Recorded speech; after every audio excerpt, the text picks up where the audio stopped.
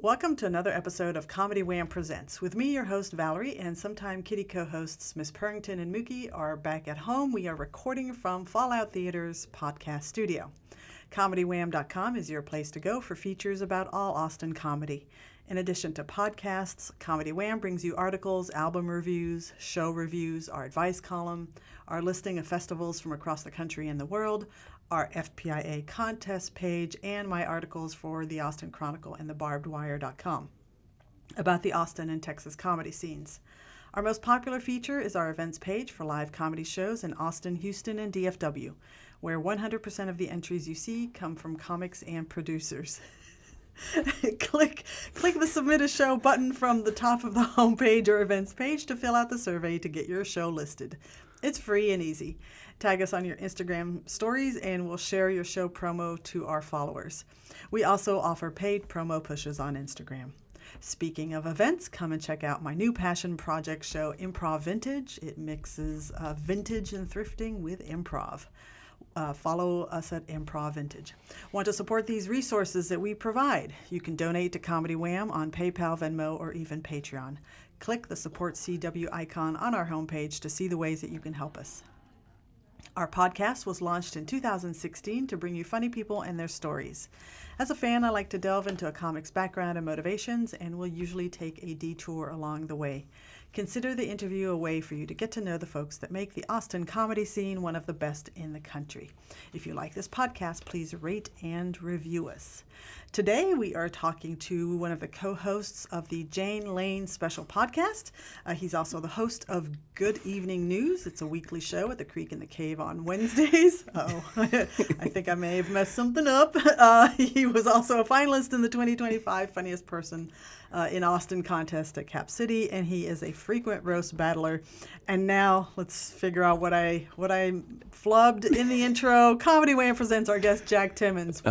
What did I do? No, you didn't do anything. Really. That sounded great. Oh, okay. The Good Evening News, I think, is the first Wednesday of the month right now at the Creek. Oh, you decided to save yourself some sanity from a weekly show? Is that what I'm hearing? I and the venue have on separate terms come to the same conclusion. I feel like, but yeah. Okay. It has been a lot nicer not to run it weekly. Yeah, I bet. I had one of your frequent contributors, Nick Cox, on the podcast a few months back, and he certainly loved the show. Yeah, it is a great time, and he's fantastic on it. Yeah. Did you say wooden pen, by the way? I think so. That's cool. I have never.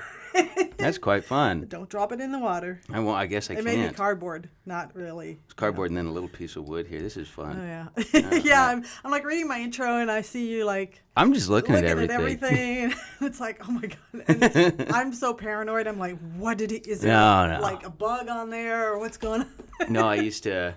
like a degree in some of this stuff. So. So what do you think about Sterling mics? I love them. Good. Yeah, they're so expensive, but I found some on resale. Oh yeah. And that's the only reason that I have them.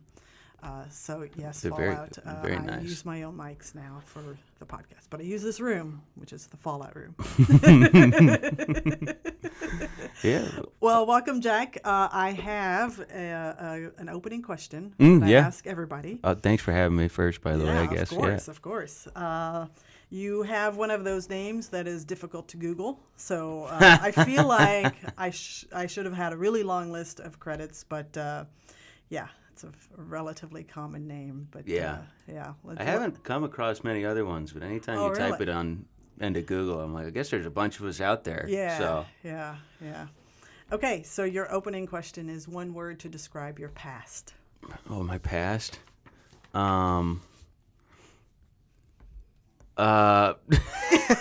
Do people typically struggle with this? I hope I'm not. It's all over. And I let you struggle. I'm not going to help you. Oh, okay.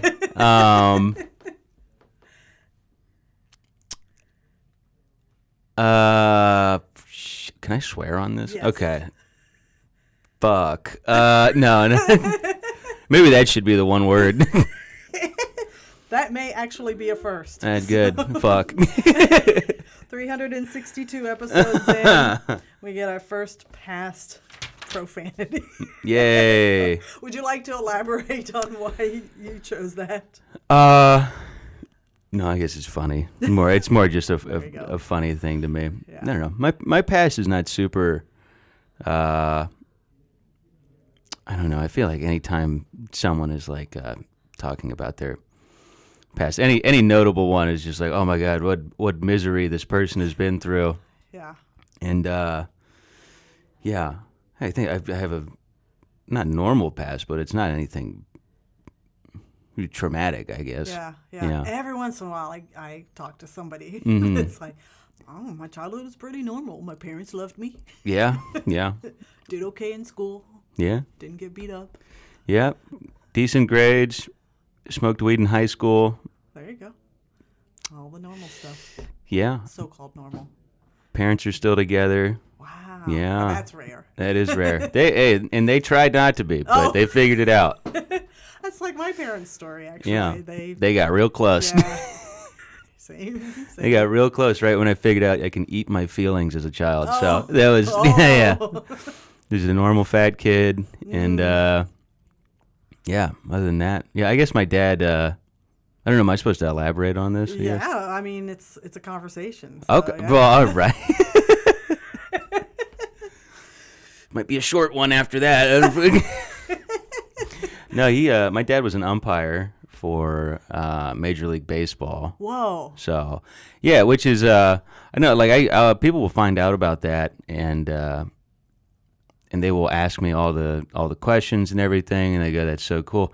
It is cool, but it was just kind of my normal. Yeah, so, you don't know any better. Yeah, so I'd be like, yeah, it's cool. So does he?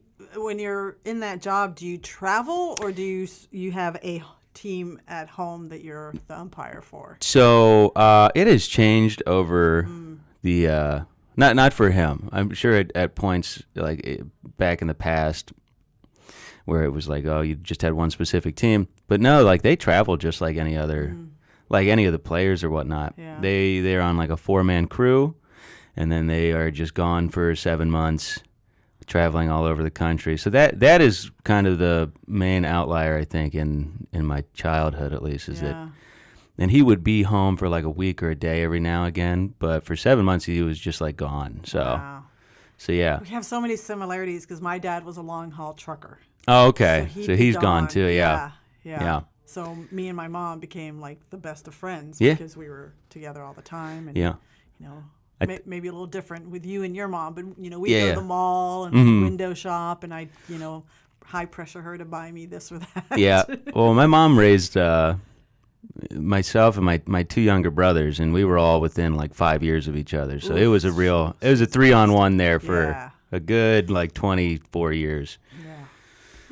And then he would come home, and I think they would describe it the same way as like him being gone for 7 months might have been the only reason they stayed together for so long, is that he was gone. But yeah. So because of your dad's profession, like, was there you got to do, all the boys especially have to do baseball? Yeah, I think it wasn't a have-to thing. I think he and my mom and my grandparents on both sides were all like, yeah, just get him into sports. And I think baseball was just the easiest because I think, That's what you know. Yeah, Midwest, like regular Ohio stuff, it's the easiest one to get kids into, and all the kids do. Yeah, it's just that and soccer. Yeah. But soccer you kind of stop doing because you're like, I don't really care. But baseball is cool. Yeah. And Cleveland's got, you know, a very rabid fan base. Mm-hmm. Yeah. Well, thank you for dropping that nugget of knowledge, because that was eventually something I was going to get to. Oh, Where yeah. did you grow up? So Yeah. you were in Ohio. Were you in the Cleveland area or somewhere? I was born and raised in Columbus, Okay. Ohio. So we would go to the minor league team there, the Clippers. Like my grandparents would take us all the time. My mom and dad too, but that was a spot that we would just go watch games. And it used to be, they have a new stadium now, but it used to be this real old stadium in this real bad part of town that if you did hit like a foul ball over the back stands, you could hear it hit a car while you're shit. sitting in the stadium, which was very fun. Oh boy. But yeah, it's Columbus is great. It's very much a like if you were to go there and stay there for a little bit, you would understand pretty much how it works. Is that like people will move there to go to like college at Ohio State, and then they will meet their wife, and then they will raise a family, and then their kids will go to Ohio State, and then they will meet their wife, raise a family. It's a very like settle down, start a family place, and that's great. It just you kind of notice there as well. There's a lot of people that leave Ohio because they one day realize they can, and I think that's why there's so many Ohio State people just all over the country. Yeah. Where people go, "Why are you here?" And they go, "Well, I didn't want to be in Ohio." Based on a sample size of 2 now between you and me, so for a brief 14 months, I lived in Cincinnati. Oh yeah, I love Cincinnati. And felt the same way. It's like, I don't want to be in Ohio because everybody's family, and I was young and single at the time. Yeah, and I couldn't break through friendships groups either. Yeah, it's tough. It's really, I don't know if you're a big drinker at all, but it really is the only thing you can do. Yeah. Is every fun activity there is in that like part of the country is like, well, what can we do to drink while we do it? Yeah. So it's a lot of football and sports and tailgating and cookouts and there's not really anything you can't.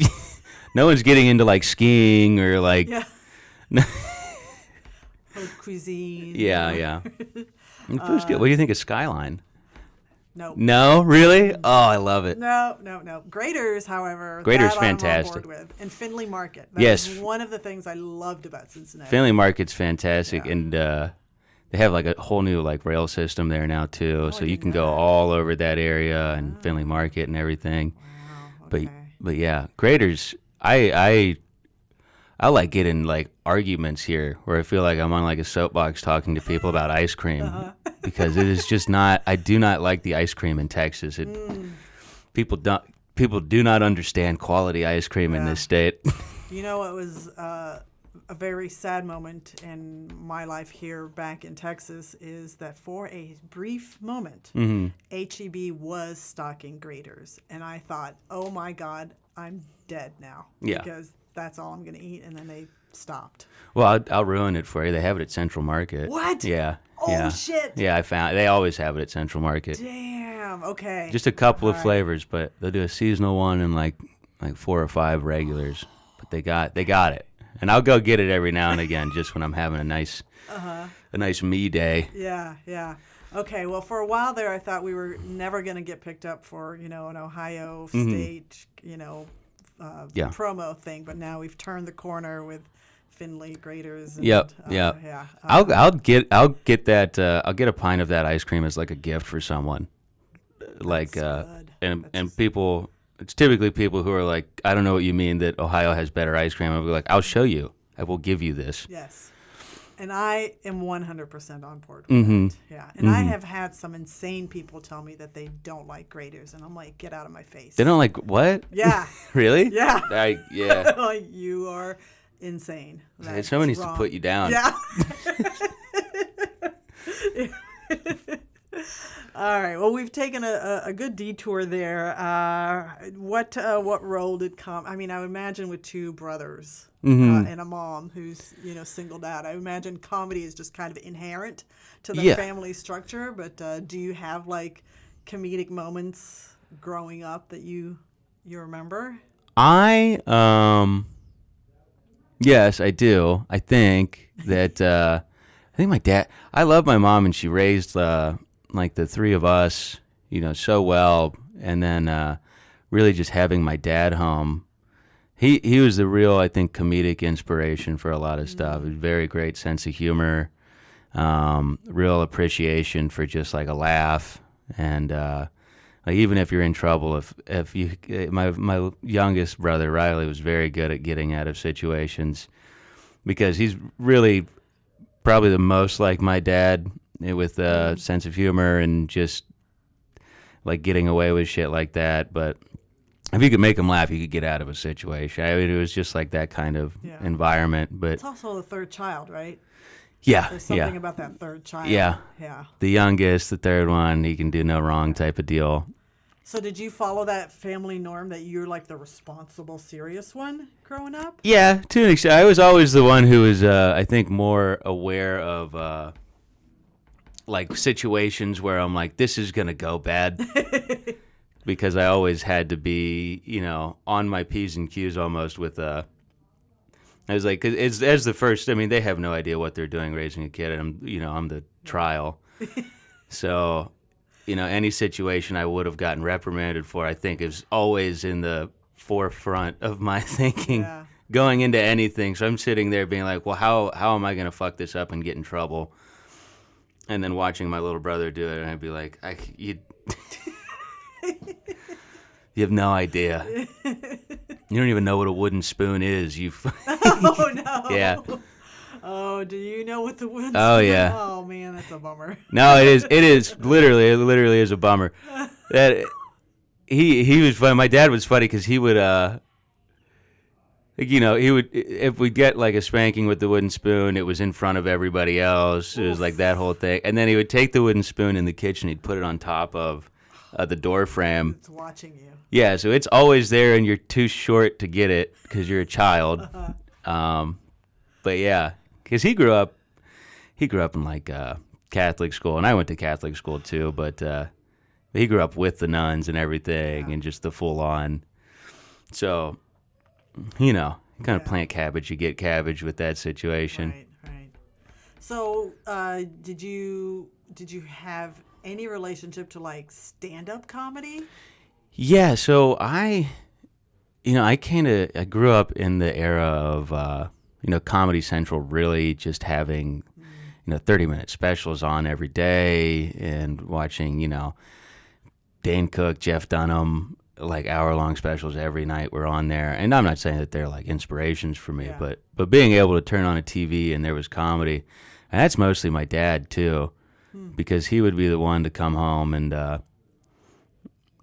he had like bought the Chappelle Show DVD set. Wow. So he would be home, we'd watch Chappelle Show, and and then we'd watch. He'd be like, "Do you want to watch Chappelle on Comedy Central doing an actual an hour of stand up?" And we'd do that. And but he had a huge appreciation for just a laugh. So I think with him, I remember I just have a very specific memory of like being on the couch, being like 8 years old, and like my dad has the Chappelle Show on, and my mom coming in and being like, "He can't watch that." And he's like, "It's fine, it's funny." So I remember comedy being a lot of the stuff I could watch as a child that I should probably not have, kind of deal. Yeah.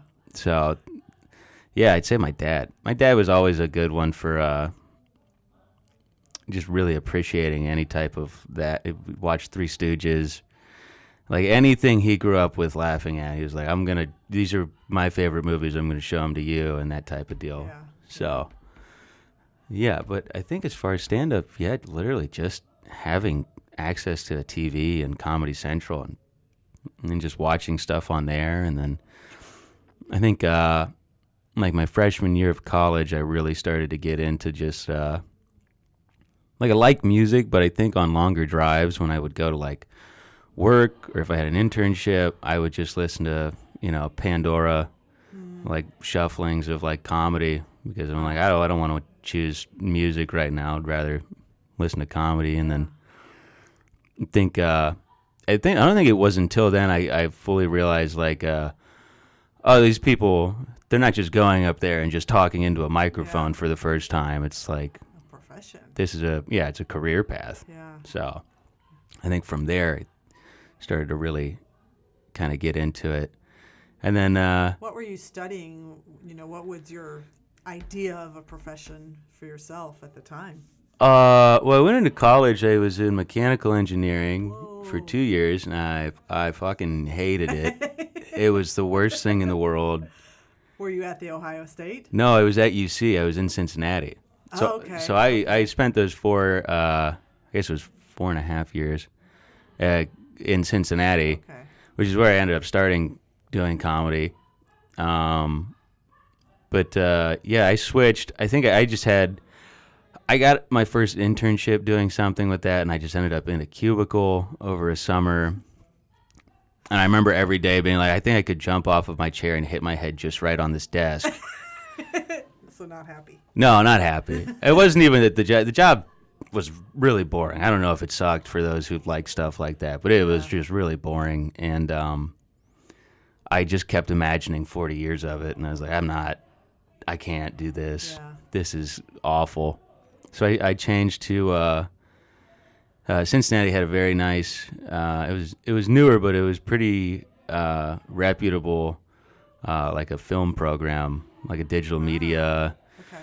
So I switched to that. Wanted to get into screenwriting and directing, and not just for like that, but I kind of made up my mind. I was like, I want to get into comedy in like a stand-up form, but I think this would probably be the best degree I could get down the line for something like that. And I remember the first day after I'd switched majors, I think the professor comes in and he goes, the fact that you guys are here is a bad sign.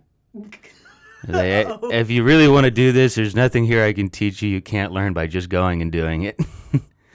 And we were all like, okay, well, I've just spent spent $12,000, so maybe make me feel a little better than this. But right, can you try at least? yeah, yeah.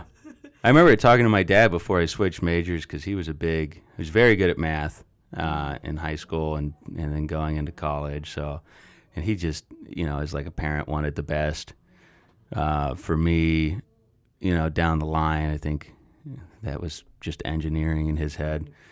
But I remember when I switched, I called him and asked him before if that was okay. And he's like, yeah. His whole thing was like, I don't care what you do as long as you, actually do it to the best of your ability. Yeah. And I was like, cool. And I've never used that degree, but but I got it. So yeah. Right. I mean, that if nothing else, you learn how to manage your time and be in debt. Yeah. And Yep. party. Yep. And yeah. valuable life skills. Valuable stuff. Figuring out how much of a Four Loko you can drink before it's lights out. That, and it's 1.5, by the way. I did the math on that one. So you said that's where you started comedy. Did you stay in Cincinnati then after, or did you start comedy while you were in school? So now that you had all the free time being in film school that your professor wasn't bothering to teach. Yeah, so I had done a couple mics. I feel like a lot of comics do this, and maybe I'm just trying to make myself feel better about the first times I was doing comedy. But I feel like a lot of comics will do an open mic once every 2 months. Yeah. They might have done one and then been like, oh, that was good, and then never really thought about it again before actually. There's a thing of doing an open mic and then actually pursuing comedy, which is just every night, anytime you got free time, you're going out, you're doing a mic, if not 2 or 3, as much as you can. And so I had done a couple before. I think I actually, through those years of college, I had done a couple. Wait, so we got to go back because I love exploring that first time. Why? What made you decide to do it the first time? I think it was one of those moments where I was like, I think I just need to stop saying I'm going to do this and then just do it. One of those, I really like the idea of, I guess the kind of imagery of just jumping from a bridge into a river, because I've done that. It's that thing of well, either you're going to jump or you're not. So you just kind of do it immediately. Yeah. So I think the first time I went up, I had material. I went up with a piece of paper I had written, my stuff on. And I don't know. You spent time in Cincinnati. I don't know if you ever went to Go Bananas. No, fantastic club. Yeah, very, very fun. One-off, just institution there almost in Cincinnati. When I was there, I don't even know that club existed, to be honest. When I were was you there in the mid-'90s. I think it maybe had just And I was also not into comedy to Yeah. the extent I am now. So it may have just started opening around then. I don't know the actual history of the Yeah. club, but I do know it's been around for a couple of decades now. But Go Bananas Comedy Club. If you're ever back, check it out. Yeah. Great club. it's a great name too, by the way, Mhm. because of the history of Chiquita Bananas. Mhm. Like a corporate building is Yeah. down there, so that's hilarious. Yeah, and they have a bunch of Chiquita Banana stuff in there. I'm Yeah. pretty sure, yeah. But they do on Wednesday nights they do a pro-am, and it's basically a bringer show. Uh-huh. You know, you get professionals that are stopping and doing 5 minutes. You get first timers doing 5 minutes. You bring 5 people. It's a kind of packed out enough club. Yeah. So how did you walk away after that first set that you did? Like, how did you feel? I walked away. I thought I did a pretty good job. I do remember asking one of the guys there, who I could tell had like worked in comedy before. I had been doing it longer, you know, and I went up to him and I said, "Hey, like, this is like my first time doing this. Do people usually start here with this?" And he goes, "What?" I was like, this is first time doing comedy. He's like, I was like, there are other mics that I should have started at. He's like, yeah, there's tons of other mics you probably should have started at. It's like, oh. And then he looked at me, and I think he said something along the lines of like, there was some guy up there bombing while we were talking, and he turned and looked at him, and he goes, "You can't do worse than that guy, though." So, and then he walked away. He's Blake Hammond, I think is. Yeah. Wow, you remember the name. I think, yeah, I remember the name because he's still doing it. Very funny guy.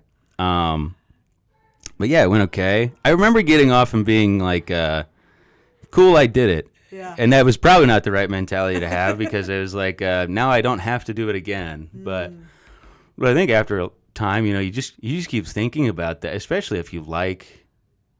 I'm not so sure anything is like a calling in life or whatnot, but there are those things that you do that just kind of are like stick with you, or you can't not think about it. And I think over time, I just like kept having that urge to keep going back and do stuff like that. I feel like, especially in my like lower times where I'm really just kind of like beating myself up or depressed, I would be like, oh, I could.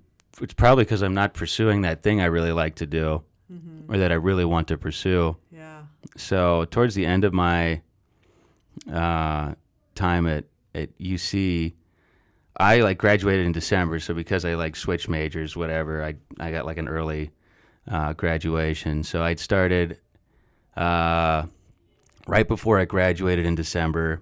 I'd maybe done, I think probably like 3 or 4 months of comedy. Like seriously trying to go and do all the mics and be around, and you know, it's like a smaller scene, so everyone's like, no one wants to be friends with you, especially at like that level. They're just like, this guy's gonna be gone, so I don't even need to talk to him. And I was bad too, I'm sure. I'm sure it was also bad, which doesn't help. But I remember I went back, so I'd graduated. I'd planned on moving, I think out to LA. And get like a job out there lined up. And I remember going home for my 2 little brothers were in college, so they were going to my parents in Columbus for spring break. And I was like, okay, I'll go back for the last spring break. We're all going to hang out as a family before I leave. And then like 2 days in, they shut down everything for COVID. Oh. So, and then, yeah, and I was just 6 months at home. So Oof. it's brutal. Yeah. Brutal. And then I moved to Austin October of that year Okay. to do comedy. So did you do anything creative, comedy related during that lockdown time? No, I got like broken up with pretty quickly into it, and then I just kind of grew jalapeno peppers for. I just kind of got really drunk and played video games with my little brother. We played a lot of poker. That was fun. Every night we would all get drunk, and then my entire family would play poker, and we'd all scream at each other, and then wake up, and I'd water my jalapeno peppers. And I grew other stuff too, but the deer ate everything else. They wouldn't eat the jalapeno peppers, so that was my only saving grace there. But I would just walk out with no shirt on, just water my peppers, and I would that's all I had. That was the only thing keeping me sane. Family and the jalapenos. Mm-hmm. What was it about Austin that, I can guess, but I'm not, that's not my job. What was it about Austin that you were like, oh, I'm going to go there? Because it sounded like you had something lined up in L.A. Yeah. I came here because it was the only place that I knew they were starting to let people do comedy. Mm-hmm. And I was like outside of,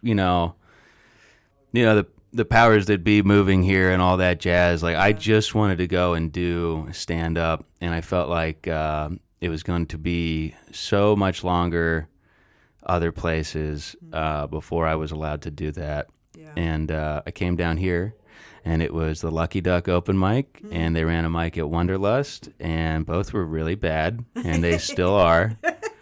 But yeah, I came down, and I was able to start doing comedy. And it took me a couple of weeks before I came out to it was almost like starting over again, where I had that I should be going out, but maybe not tonight. And then it again with the leaping off a bridge situation, I was like, I just have to get out there and start doing mics. And so I've kind of gotten to see it grow and see all these other mics and shows show up and go away and show up again sometimes and go away or turn into new things. And but I say I started in Cincinnati, but I think truly with that break in the pandemic, I think that moving down here is more of a start here in Austin than anything else, really. Yeah. I can't think of what the right word is, but I'm creating the coincidence in my mind that you started in Cincinnati and then you kind of restarted again in Austin, and you've mentioned the jumping off the bridge, and both of these cities have bridges over water, so it's kind of like they I don't know why, but Cincinnati is apparently the San Diego of the East, and it is just a landlocked Midwest city. I don't know where they got that from, but if you look it up, that is a thing. That's funny. Yeah, I would not. Yeah, there's a big mural on an abandoned factory that would prove you wrong. It was say this is the San Diego of the East. Well, we are about halfway through, and I'm going to do our little intermission game here. Where should we begin? It's Esther Perel. She's this world-famous psychiatrist, and she has this card game where it's just prompts. So you're going to point to one of these two cards, and that one is one that I will read to you after you read the other one to me to answer. So point to one of those two. I'm going to point at that one. You want this one? That All right, one. I'll read that one. You read that one to me, and we'll see what happens. Okay, this is, so just start wherever. Okay. My experience with death has been. Oh, shit. God bless. So far, we are doing great with these, me answering the questions that make me want to cry. Oh, I'm sorry. Yeah, no. And then the other one is like, tell me about your favorite cup. It's like, what the fuck? You're crazy. You started talking. I just got on my phone real quick. They're fully trauma bonding over here. I was like, just 1 second. I got to check my fantasy team. I am getting you on a Sunday and the football season has begun. So, we'll keep this short. All the important people in my life are dead. I've had way too many instances of death. Most notably, my mother earlier this summer. Oh, I'm sorry. Yeah, it's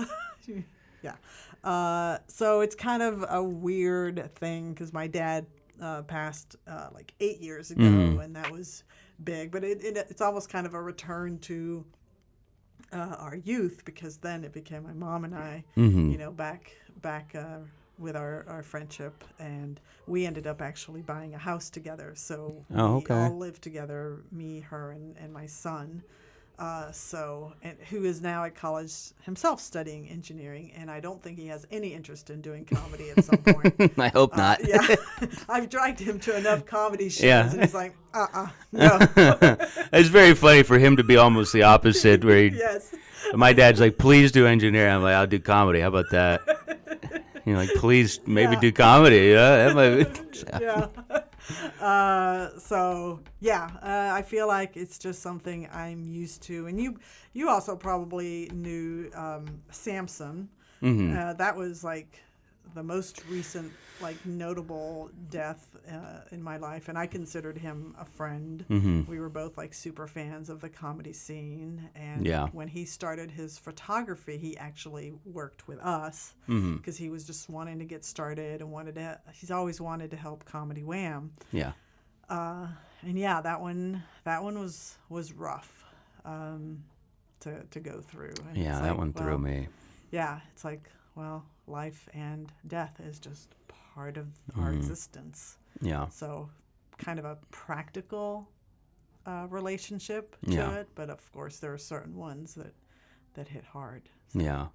You know, it's like there's something to it where you just like, you think if you see it and experience it enough that it gets easier, and it truly like it. I've never had a feeling of like, well, it's getting better. Yeah. I'm getting better at dealing with Yeah. this. You just. No, it's too complicated. Mm-hmm. All right, let's see. Let's hope for. Okay, yeah, this one's tamer. All right, Jack, your question is: it's hard for me to say no to. I think just people. I think just people. That's something I've been really trying to work on. Are you a people pleaser?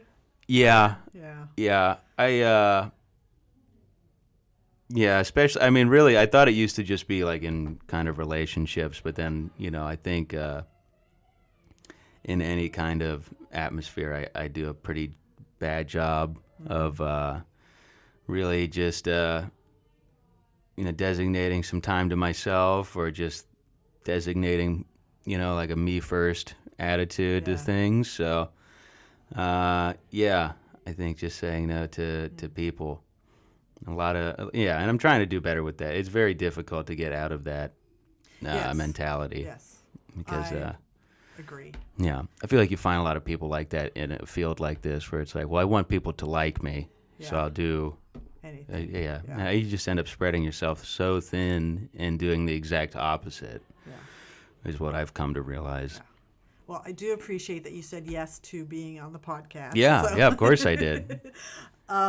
Okay, so let's with that, let's talk about your time in Austin. And there's one question that I'm just going to go straight to the heart of it, because every once in a while there are comics that are kind of known for like a joke, and that leads me to the. Are you ever going to be able to go to a show and not wear a short shirt?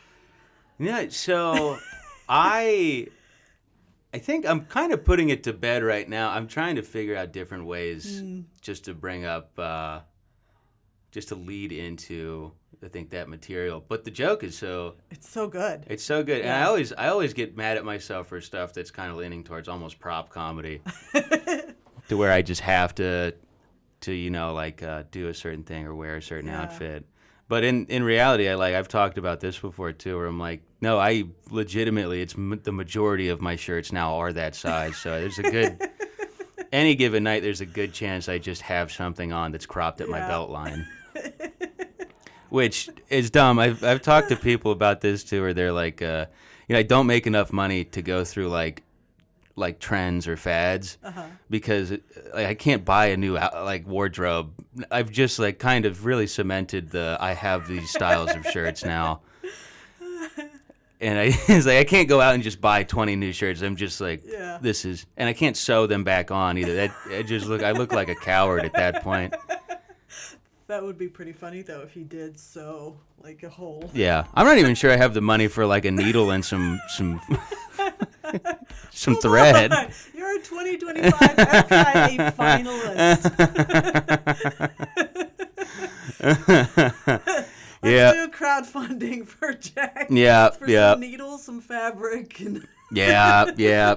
Guys, we could get. I'm gonna open up. I don't know how much it costs to start a GoFundMe, but if someone wants to give me money to start a GoFundMe, that'd be pretty nice. So do you think that your style of humor and joke writing has been pretty much like that kind of, this is my word, quirky.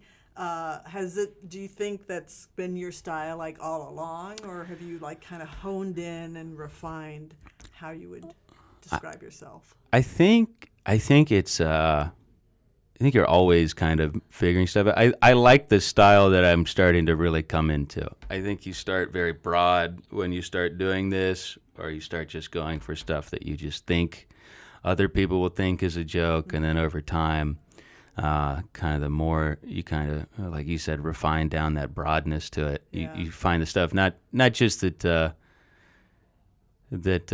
people like, but that you really like. So I think that style that I'm starting to come to now is something I really enjoy just myself. Yeah. And I think that translates a lot to other people too. Like when you're up there doing something the way you like doing it, I think most people in a crowd are very appreciative and receptive to that. So I don't know what I would call my style of stand-up, but I think it's starting to get to a nice little new kind of step along the path towards like the end goal. And it's kind of it's always an ongoing journey from what I'm told. So I'm looking forward to that too.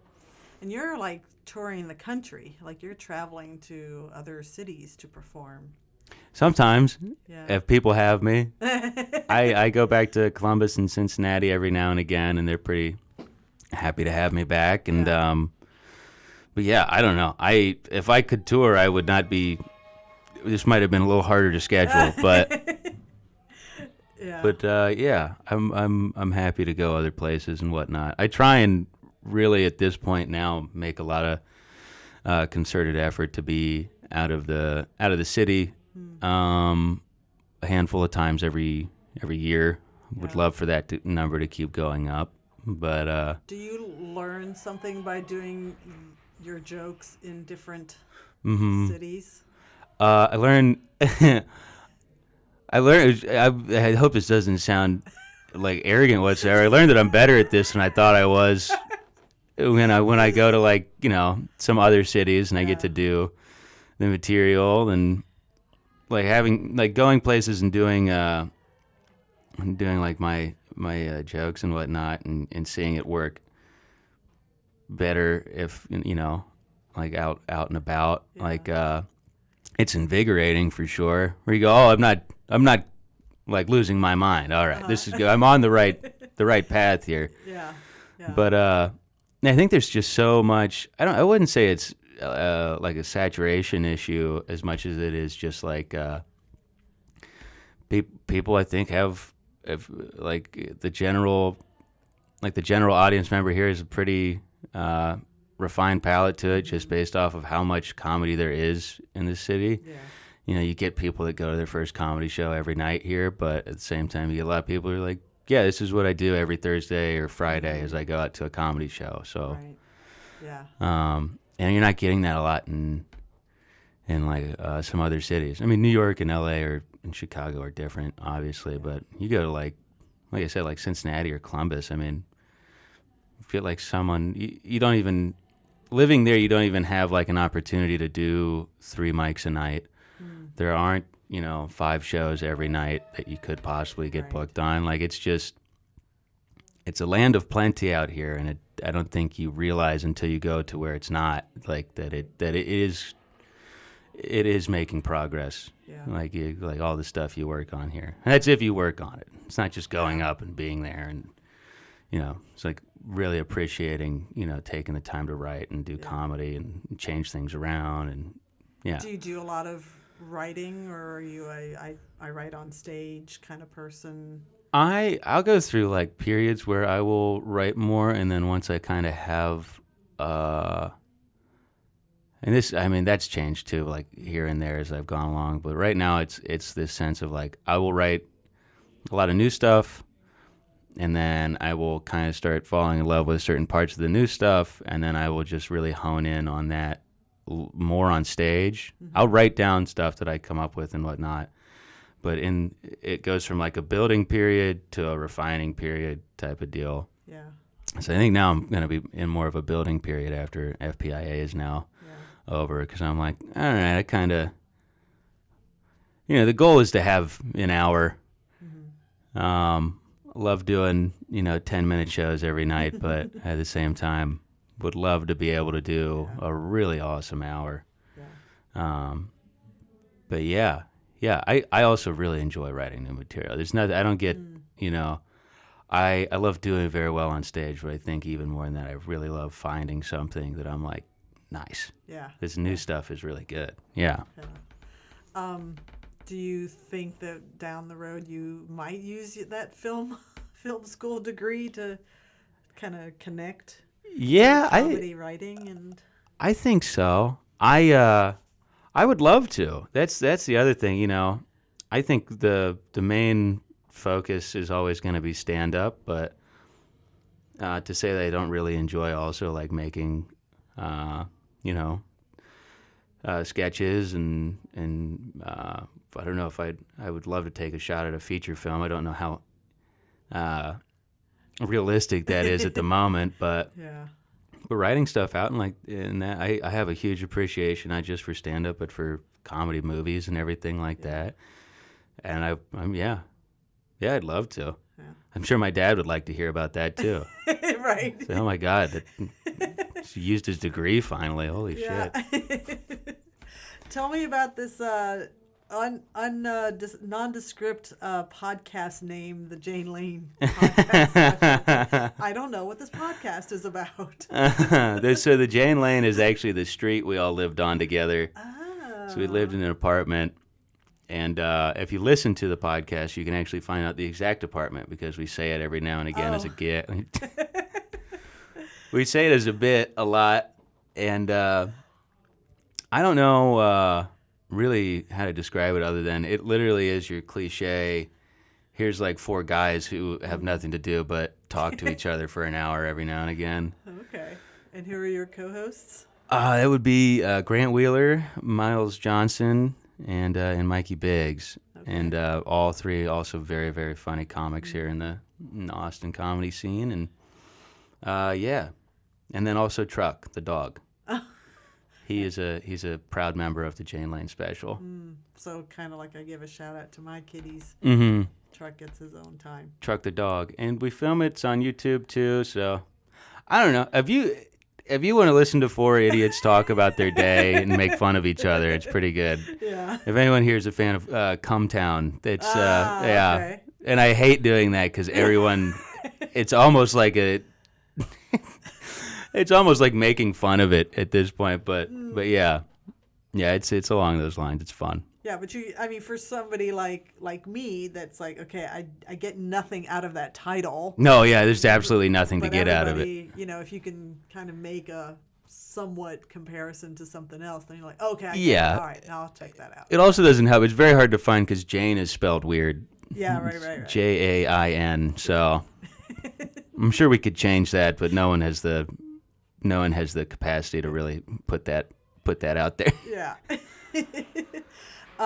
Okay, so and then Good Evening News. Yeah. That is your brainchild? Yes, it was my brainchild, and then Cody Myers when it started as well, and now Cody used to be the co-host. Now it's Mikey Biggs and I, and then Nick Cox is on stage the entire time as well with a mic and then also a guitar. Yeah. Does music. I think he's got a drum machine now too, or something like that. He's a real fucker. And Good Evening News at least kind of tells you a little bit of a hint of the show, but it is kind of a variety show. Yeah, it's like a super variety show. Again, I don't know what it is with me and just kind of making certain content or shows that are based off of really just getting people to find out and then but not through marketing or titles. It's almost like it's one of those things where I just want people to be like, oh, it's like a hole-in-the-wall version of a show. It's like, I love this place. No one's ever going to find it. Oh. But I like that. I don't know. Yeah, Good Evening News, it's formatted as a kind of news show by way of a weekend update kind of style of thing, and then it really just kind of turns into a complete variety show. And yeah, I love it. I know a lot of people that love it just on like a fan level, but I love it in the way where you like hate it. You know, it's just like, God, I fucking want this to do well. I feel like my dad watching me doing comedy kind of was like, you could have been a fucking engineer. God, I just want you to figure this out so bad. Yeah.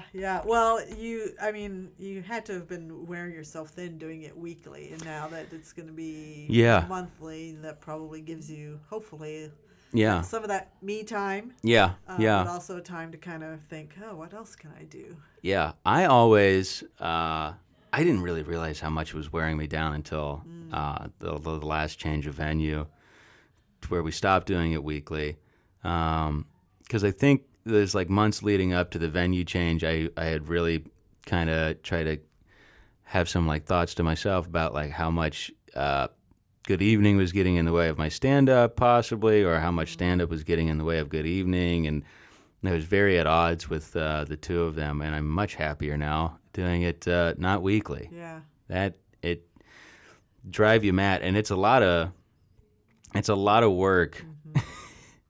The variety show is not the same as a showcase. You don't just have to make sure everyone's there. You got to make sure everyone's there and they have everything and everything's set up, and manager's not mad at you, and you sold enough tickets, and it's the whole thing.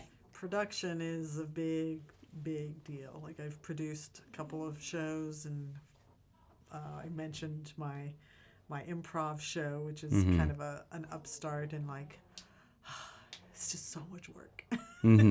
Yeah. And you hope it hits at some point.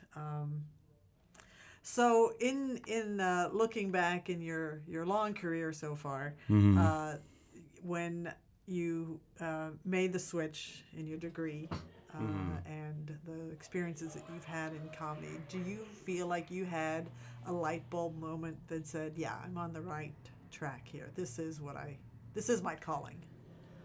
Yeah. Yeah, I would say I've had maybe 5 times as many, maybe, I don't know, moments, but I've had a couple of those. I don't know if I have one specific one, but I think it's really more of a feeling. I know when I remember the second time I did an open mic, it's the first time went well enough that I was like, yeah, nice. And I think it had been like months after that I was like, I should do that again. And I went, and I kind of had this, kind of mentality about me of like, yeah, I got this. I went well the first time or whatever. And I went and did that same pro-am at Go Bananas. And I mean, just crickets. I mean, for 5 minutes, there was a point where someone in the back, I was bombing so bad, they just let out a single laugh as if to make fun of me. They just go, ha! Oh, man. And, yeah, just brutal. But I remember getting off stage after that and being like, I want to do that again. And then that was kind of where I was, I think, at a point where I'm like, I think this is something I want to do forever. So if it can get that bad, and the first thing I think getting off is like, I got to get up there again. That was, yeah. Yeah. I'll share my funny story kind of along those lines. Is I've been doing this podcast forever, and had not started it with any intention of doing stand-up, but there was a show that I went to, and I saw a performer who I absolutely adored, and I've seen her crush rooms, but she was performing at a room, and she was getting crickets. And on the drive home, I said, well, I can do that. Yeah. Where I'm Yeah. like, man, if she still has Yeah. the, she doesn't care. She's still going to perform. She's Yeah. going to do great rooms, and she's going to have this room. It's Yeah. like, Yeah. my ego can take that hit. Yeah, yeah. As me growing up watching Jeff Dunham, being like, I mean, I can do this shit. I mean, this is this fucking guy is making a living off it. Yeah, right. No, yeah. It's just how it is. Kind of the It's like maybe part of your personality is, I want that challenge. it's the nature of the beast type of deal. Yeah. You're just like, and that's the thing. I notice it now more than anything, or at least I recognize what it is. If I don't go up, if I'm not writing, if it is an extended period of time, like a good 4 or 5 days where I haven't gotten up, I feel like visceral anxiety about it.